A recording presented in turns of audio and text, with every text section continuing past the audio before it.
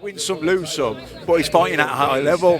He backs himself. He rolls the dice. He's never in a bad fight ever. Has beaten some really good fighters. So he can do it. Well, I think it is all or nothing almost for him, in the sense that if he was to lose, it's not over. Don't get me wrong. But listen, it depends how you lose too. If he loses on a split decision, they'll probably do it again. But look, Anthony Joshua was built on Sky. You know what I mean? Sky is the sports channel in the UK. So, hardcore boxing fans, there aren't that many. And we talk about creating stars, and one of the things I wanted to ask, there's some rumbles and some rumours that Sky's going to be signing 3 fighters. I don't know, I've just heard it from different media outlets today. Is one of them going to be Lawrence Okoli?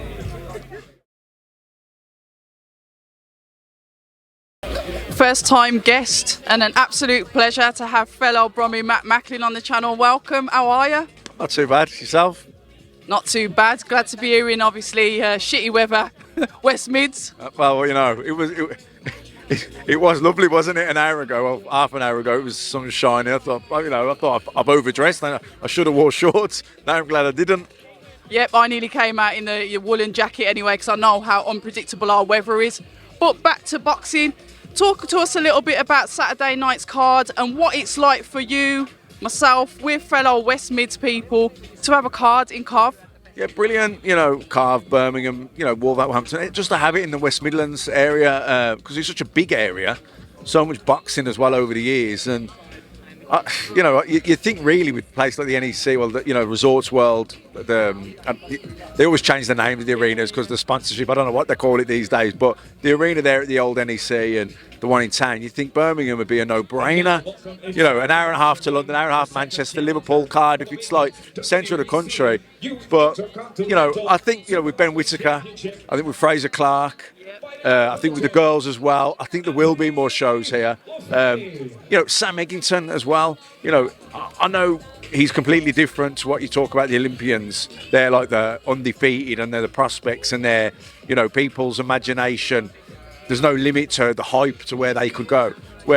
Sam's a guy like a throwback really. He's a bit like a British Gabe Rosado. Yeah, he wins some, lose some, but he's fighting at a high level. He backs himself. He rolls the dice. He's never in a bad fight ever. Has beaten some really good fighters. So he can do it. But because he's constantly taking hard fight after hard fight, inevitably he's going to lose some. But I know Sam Houston's boxing. I want to watch him because I know that's going to be a good fight, and I know it's at a high level, win, lose or draw. So I'm glad that he's getting his main event status, and because really it's a card of prospects.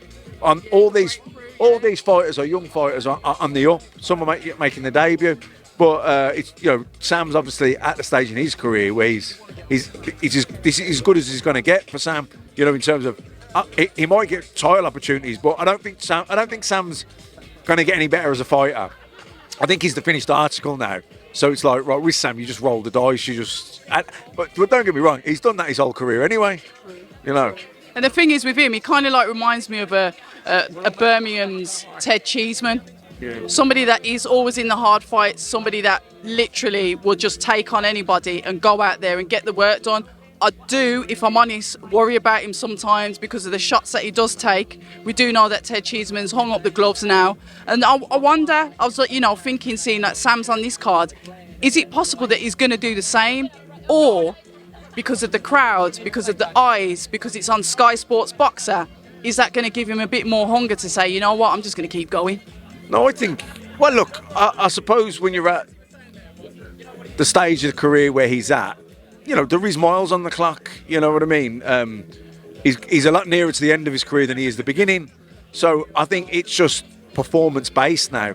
It's like, if he wins and looks $1 million, he's not going to quit then, is he? If he was to lose badly, maybe that's a conversation he has with himself. But, speaking to him briefly earlier, talking to John Pegg, I don't think that's anywhere even near. Yeah, I think they're just focused on winning and what they can go on and achieve after this.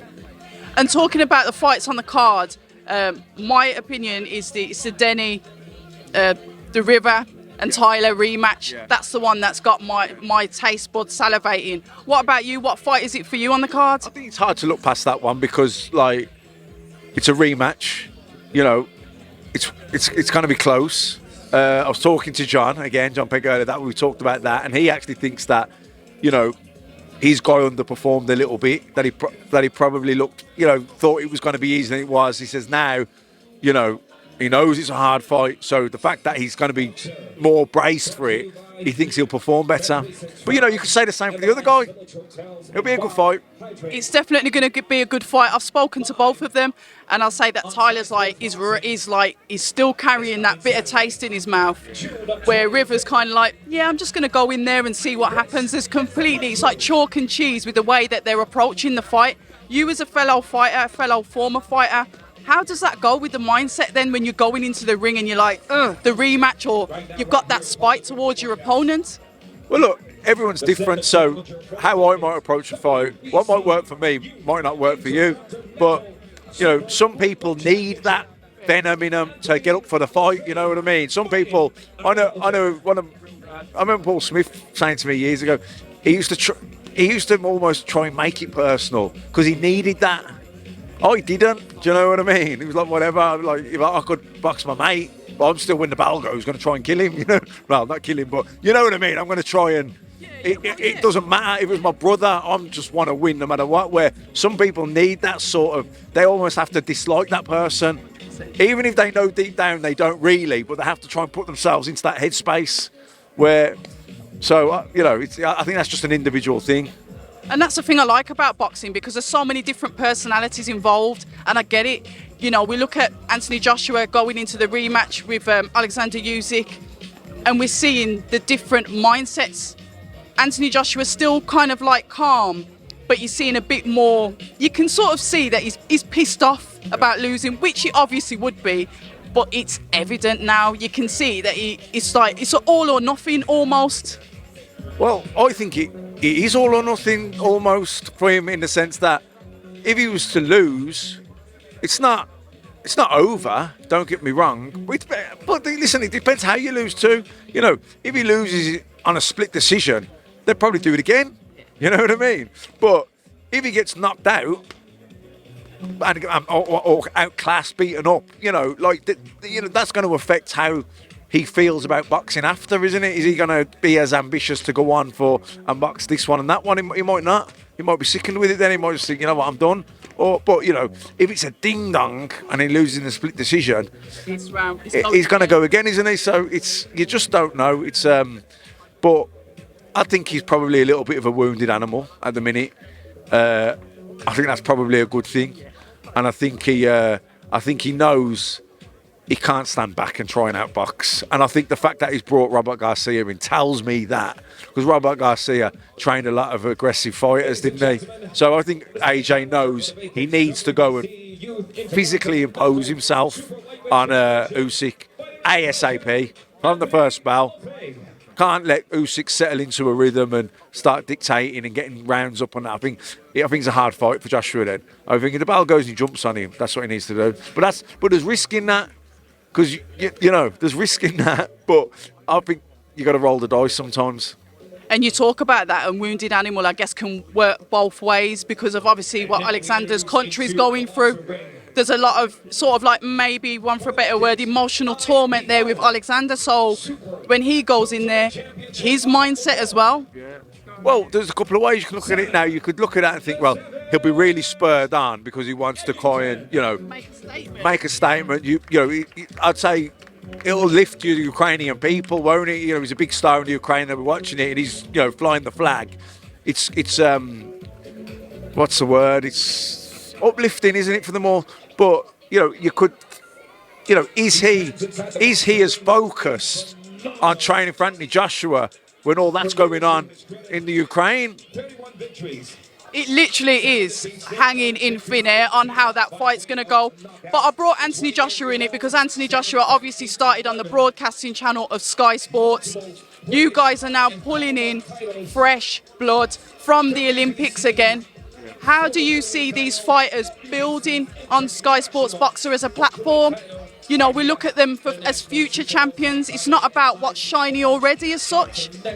How do you see them building on this platform? Well, look, you know, Anthony Joshua was built on Sky. You know what I mean? Sky is the sports channel in the UK. So, you know, hardcore boxing fans, there aren't that many. It's quite niche in that, you know, the amount of people that buy the boxing news and follow it week to week on all level, you know, from New York all shows to the top.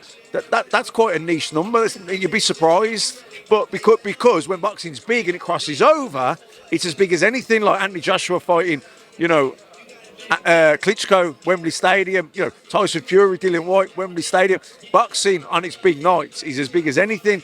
But week to week, it can be quite niche. So, you know, to be on, if you're a prospect starting out in your career and you want to be promoted and developed and built into a star, obviously you've got to do your job in the gym with your trainer. You've got to do your work in that side. But that's your development as a fighter. But as your promoter, as a brand, as a star, that's you've got to be on TV. And you've got to be on a TV channel where other sports fans are seeing you. Because, like you say, all hardcore boxing fans already know who everyone is in boxing. We know from the amateurs. We know, you know what I mean? Because we're following it on every level. But if I'm a football fan or a rugby fan or a cricket fan or a golf fan that watches the odd fight, I'm watching Sky Sports for my sport. But then if I see Joe Bloggs, the boxer, has got this great story and he's knocked someone out and he's excited, and I see him again and again, suddenly I know who that guy is and I want to watch him.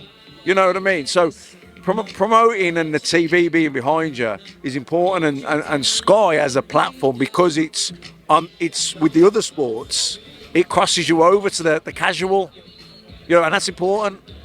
One of the things that I was thinking about for obviously your channel, because you've got obviously lots of other sports involved, have you ever thought of bringing, it's just an idea that I have lots of them, have you ever thought about bringing some of your fighters to like go to like the F1 days and possibly do stuff with them and like just a little bit of a crossover to get more eyes on the boxers and then get more F1 fans, say, watching the boxing? Yeah, well, look, you know, Matchroom, Eddie Hearn would, you know, done a great job promoting all the guys they promoted when they were with Sky, with Anthony Joshua, all these guys from the 2012 Olympics, and that would have been Matchroom's job to promote them. But they had a partnership with Sky Sports, and it was in their interest, as they were fighting on Sky Sports, to open up doors and where they could as well. And you know, it's cross collaboration a little bit, like, so, you know, Sky would have made sure they got the likes of Anthony Joshua or Carl Froch or whoever on Soccer AM, and you know, or like you say, maybe at the Formula One or get them tickets to the tennis. Like, you know, it's important, isn't it? I think it's just a crossover, and like you said, with like maybe somebody that watches golf or whatever, there's a crossover into boxing because it's like a sort of like a one-stop shop for sport. Well, look, boxing's my number one sport, but I'll watch any sport. Do you know what I mean? I'm interested in any sport. I'm a sports fan, as are most sports fans, but everyone's got their number one, number two, number three, whatever. So, but boxing, I'd say, is most men's probably third or fourth sport, or if not their second. You know, most men will watch a fight, won't they? Do you know what I mean? So, if you're a sports fan and then boxing comes up and people are talking about this boxer and he's had 6 fights, he's won them all, and they show a few of his knockouts, and then he's interviewing him and he's coming across well, you think, you know, yeah, you start, and then you see him again, and then you see him again. You think, oh, I'm going to start following this kid, and that's how you create stars. And we talk about creating stars, and one of the things I wanted to ask, there's some rumbles and some rumours that Sky's going to be signing 3 fighters. I don't know. I've just heard it from different media outlets today. Is one of them going to be Lawrence Okoli? I don't know.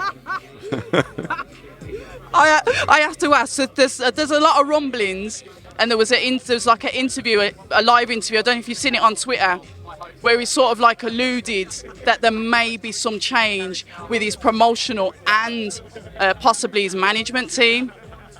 I mean, that's his business. I don't know. I've heard rumours, but I've heard lots of rumours over the years, and they don't all come true. So we'll see.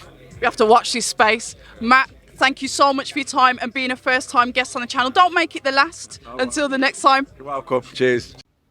Hi, and thank you for watching October Red Boxing. Like, subscribe, and tap the bell for notifications.